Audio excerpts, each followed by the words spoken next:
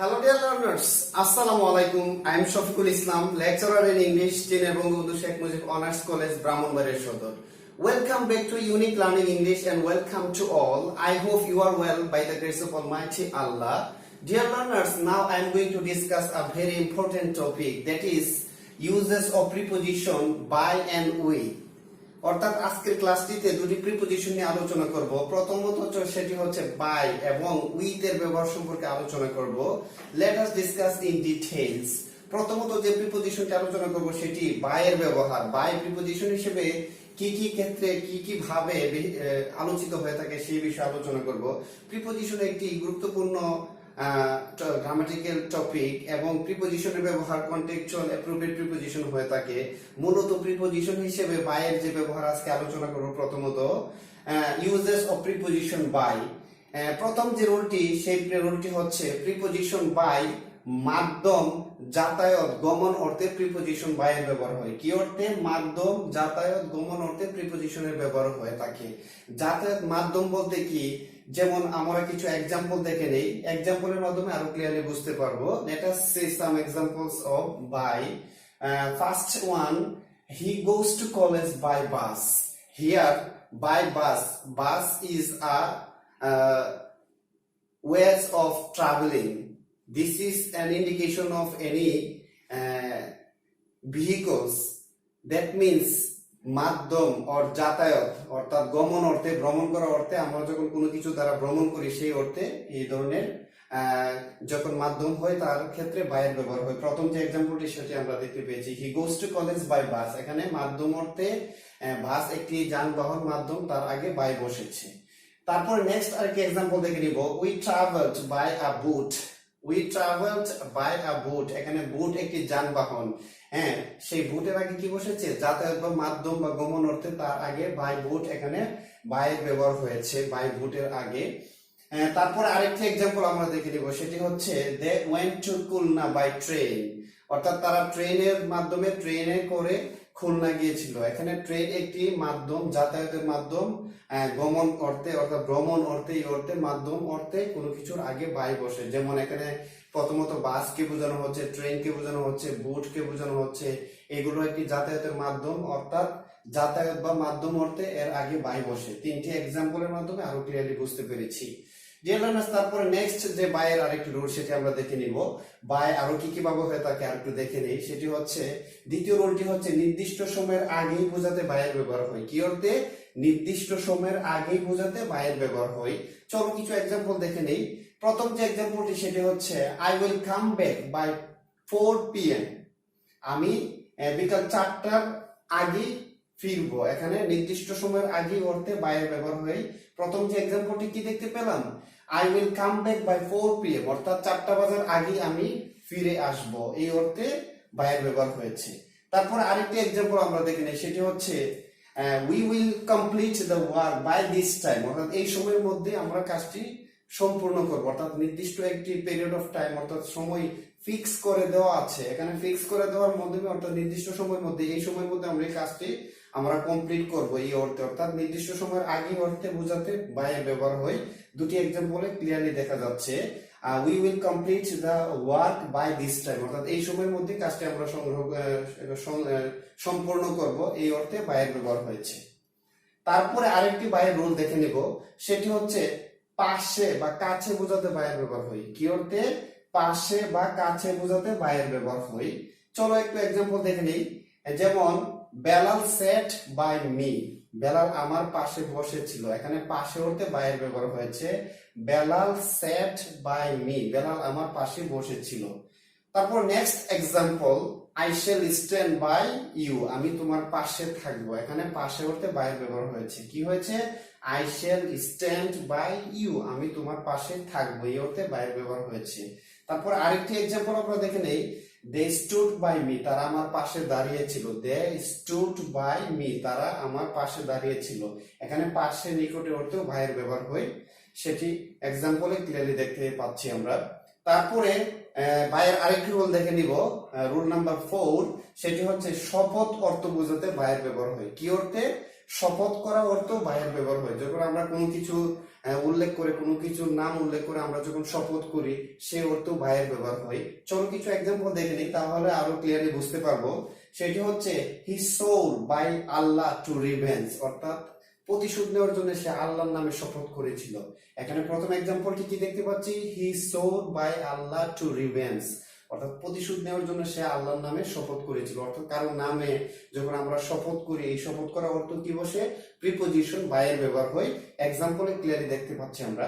তারপরে আরেকটি এক্সাম্পল আমরা দেখে নেব, সেটি হচ্ছে they swore by almighty to prevent drugs, অর্থাৎ মাদককে প্রতিরোধ করার জন্য তারা আল্লাহর নামে শপথ করে ছিল। সেটি একটি এক্সাম্পল। আরেকটি এক্সাম্পল আমরা দেখতে পাচ্ছি কি শপথ করার অর্থে বায়ের ব্যবহার হয়, দুটি এক্সাম্পলে দেখতে পাচ্ছি। একটি এক্সাম্পল হচ্ছে he swore by Allah to revenge, অর্থাৎ আল্লাহর নামে শপথ করেছিল সে প্রতিশোধ নেওয়ার জন্য।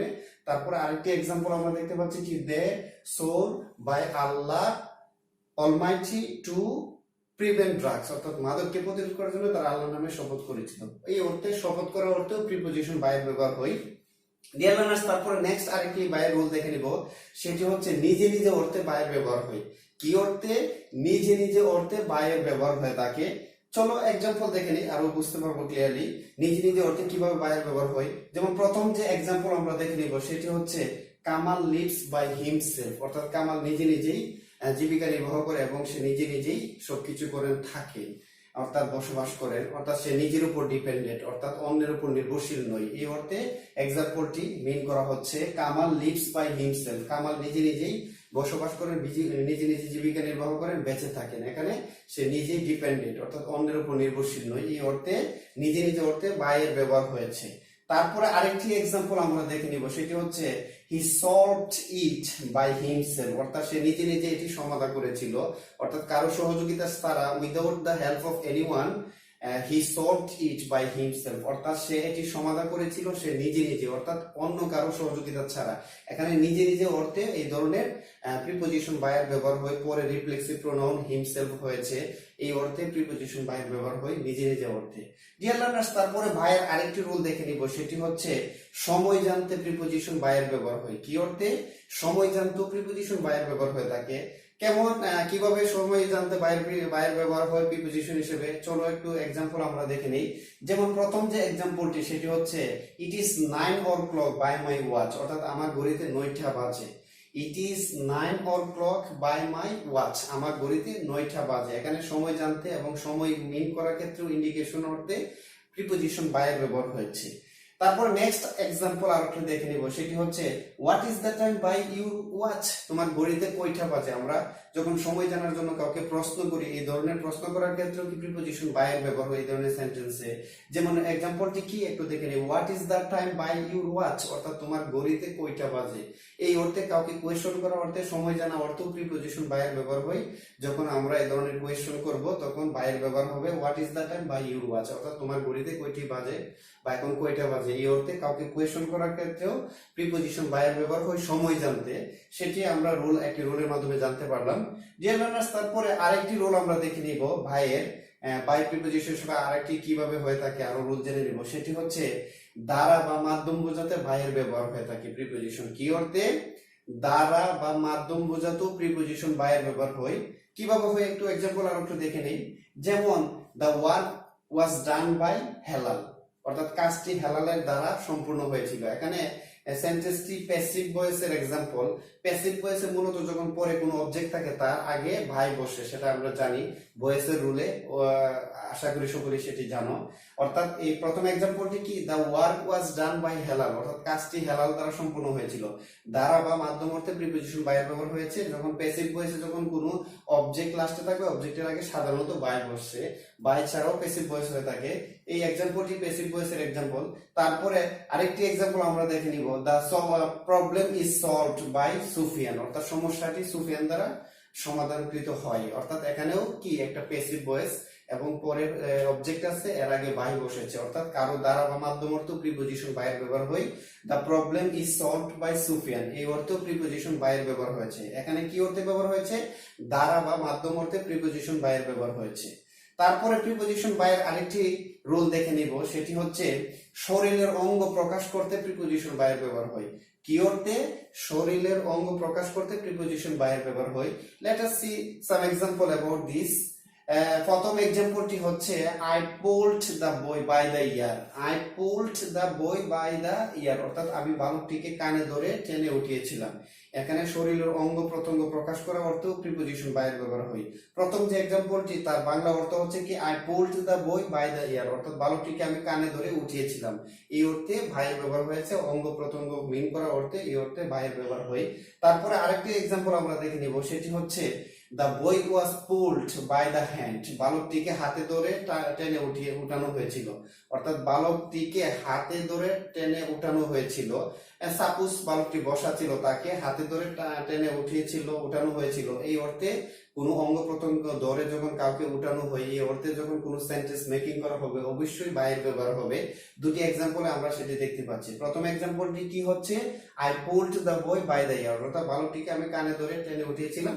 তারপরের এক্সাম্পলটি হচ্ছে the boy was pulled by the hand, বালকটিকে হাতে ধরে টেনে উঠানো হয়েছিল। এই অর্থে শরীরের অঙ্গ প্রকাশ করতে প্রিপোজিশন বাই এর ব্যবহার হয়। তারপরে বাই এর আরেকটি রুল দেখে নিব, সেটি হচ্ছে পাশ দিয়ে যাওয়া অর্থ প্রিপোজিশন বাই এর ব্যবহার হয়। কি অর্থে? পাশ দিয়ে যাওয়া অর্থ বাই এর ব্যবহার হয়, অর্থাৎ আমি কোনো কিছুর পাশ দিয়ে বা কেউ যখন নিয়মিত কোনো কিছুর পাশ দিয়ে যাওয়া আসা করে, এই অর্থে যখন কোনো সেন্টেন্স মেকিং হয় তখন প্রিপোজিশন বাই এর ব্যবহার হয়। পাশ দিয়ে যাওয়া অর্থে প্রিপোজিশন বাই এর ব্যবহার হয়। চলো কিছু এক্সাম্পল দেখে নিই, আরো ক্লিয়ারলি আমরা বুঝতে পারবো। He goes to college by the park everyday, অর্থাৎ প্রতিদিন সে পার্কের পাশ দিয়ে কলেজে যায়। এই অর্থে পাশ দিয়ে যাওয়া অর্থে প্রিপোজিশন বাই এর ব্যবহার হয়েছে।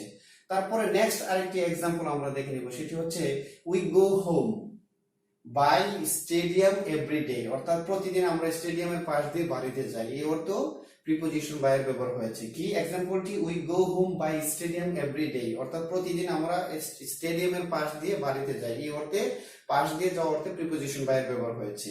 তারপরে নেক্সট আরেকটি এক্সাম্পল রুল দেখে নিব প্রিপোজিশনের, সেটি হচ্ছে পরিমাপ বোঝাতেও প্রিপোজিশন বাই এর ব্যবহার হয়। কি অর্থে? পরিমাপ বোঝাতেও প্রিপোজিশন বাই এর ব্যবহার হয়। চলো কিছু এক্সাম্পল দেখে নেই, সেটি হচ্ছে the house is 10 feet by 10 feet, অর্থাৎ বাড়িটি 10 ফুট বাই 10 ফুট, অর্থাৎ পরিমাপ বোঝাতেও প্রিপোজিশন বাই এর ব্যবহার হয়। প্রথম যে এক্সাম্পলটি সেটিতে আমরা দেখতে পাচ্ছি কি the house is 10 feet by 10 feet, অর্থাৎ বাড়িটি 10 ফুট বাই 10 ফুট। এই অর্থে পরিমাপ অর্থেও কি প্রিপোজিশন বাই এর ব্যবহার হয়ে থাকে। প্রথম এক্সাম্পলে সেটি দেখানো হচ্ছে। তারপরে আরেকটি এক্সাম্পল আমরা দেখে নিব, the room is 5 feet by 5 feet, অর্থাৎ রুমটি 5 ফুট বাই 5 ফুট, অর্থাৎ পরিমাপ বোঝাতেও কি হয়? প্রিপোজিশন বাই এর ব্যবহার হয়ে থাকে। ডিয়ার লার্নার্স, আমরা প্রিপোজিশন বাই এর ব্যবহার প্রায় 10টি রুলের মাধ্যমে আলোচনা করেছি। আশা করি সকলেই প্রিপোজিশনের ব্যবহার বুঝতে পারবেন। সেখানে সহজে এক্সাম্পলের মাধ্যমে খুব সহজ করে সকলকে বোঝানোর চেষ্টা করা হয়েছে। এখন preposition uses of preposition with এর ব্যবহার আলোচনা করব। প্রিপোজিশন উইথ কি কিভাবে আলোচনা হয়ে থাকে এবং প্রিপোজিশন উইথ এর ব্যবহার কি কি ক্ষেত্রে হয়ে থাকে সেই বিষয়ে আলোচনা করব।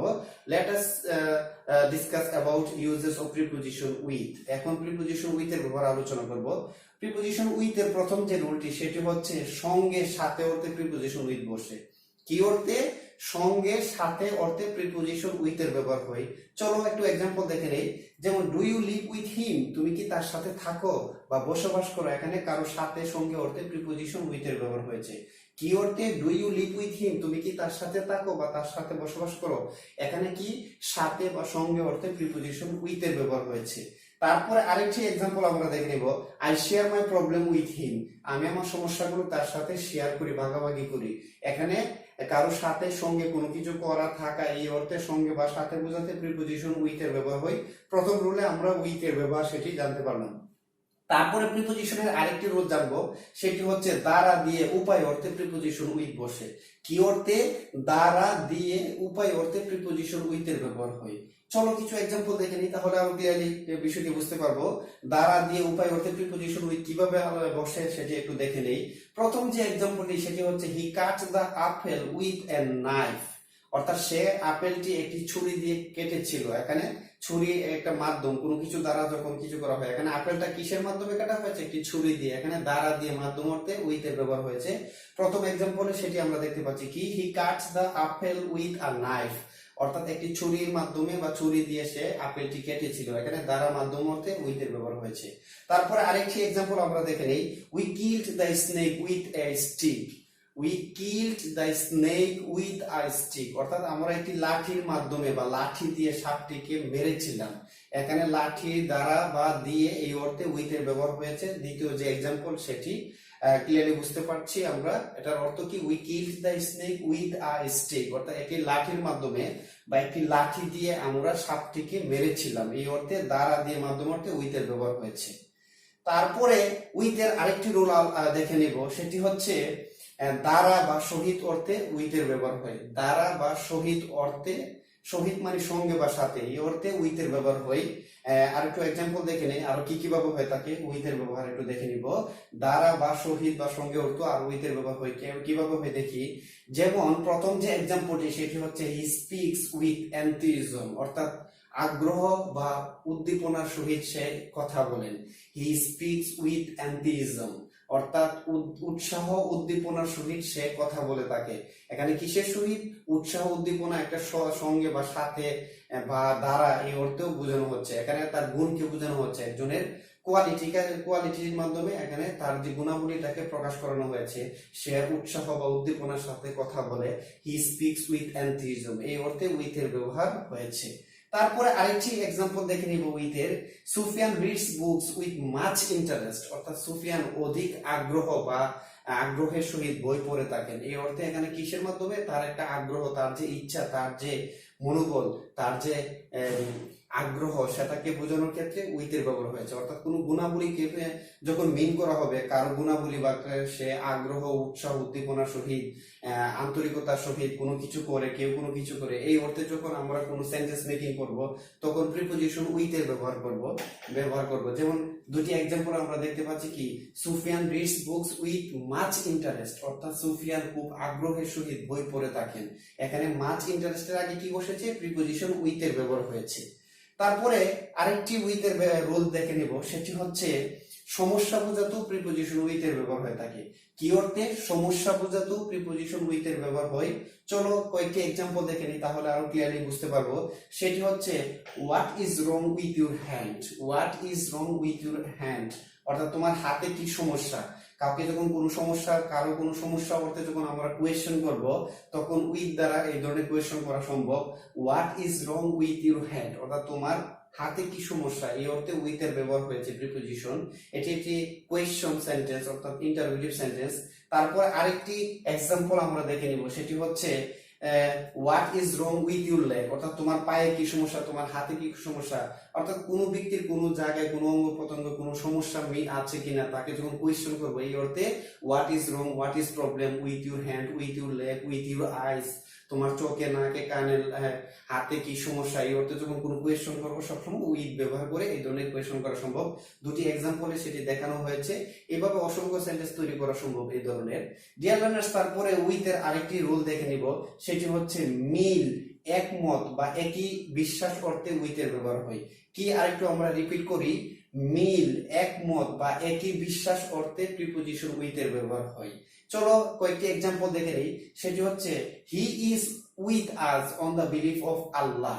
প্রথম এক্সাম্পলটি কি, he is with us on the belief of Allah, অর্থাৎ আল্লাহর প্রতি বিশ্বাসের ক্ষেত্রে সে তা আমাদের সাথে একমত, আমাদের সাথে মিলের সাথে বিশ্বাসের সাথে তার একমত পোষণ, অর্থাৎ একই রকম মতামত, এই অর্থে এই ধরনের মিল, মত, একই বিশ্বাস অর্থে প্রিপোজিশন উইথ এর ব্যবহার হয়। তারপর আরেকটি এক্সাম্পল আমরা দেখে নিব, সেটি হচ্ছে are you agree with on the belief of ghost, অর্থাৎ ভূত সম্পর্কে বিশ্বাসের ক্ষেত্রে তুমি কি আমাদের সাথে একমত বা আমাদের সাথে মিল তোমাদের বিশ্বাসের বা একই বিশ্বাস পোষণ করে, এই অর্থে কোয়েশ্চন করা হলো।